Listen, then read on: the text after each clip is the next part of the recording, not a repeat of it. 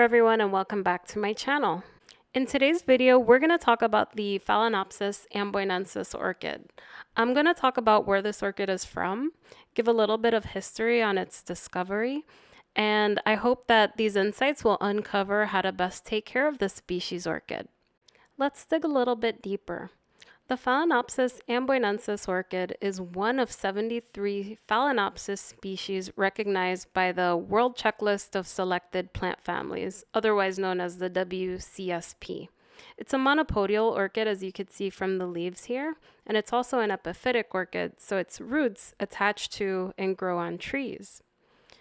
This orchid blooms late in the winter to early spring, and blooms can remain through the summer. It's important to note that this orchid is a sequential bloomer, so once the flowers fades, it's capable of producing more blooms from the same spike, so don't cut it off. This orchid is fragrant. For me, it smells a little bit like a sour, plasticky smell. I've also got hints of curry when I smell it. It's very interesting. Some folks say that it smells like the Rhynchostylus gigantea. Let me know what you think of the scent of this orchid if you have it down in the comments below. Let's dig into where this orchid's from. So this orchid is from the Amboin Islands. This is the area between Indonesia and Papua New Guinea where this also grows, very close to the equator.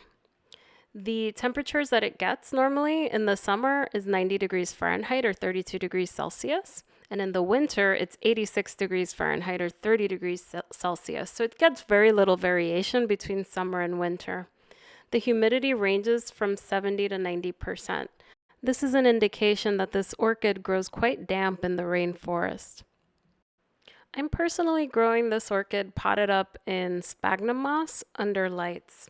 And just from the conditions that it gets in the wild, I think it's a great candidate for indoor growing, provided you can keep it away from cold temperatures.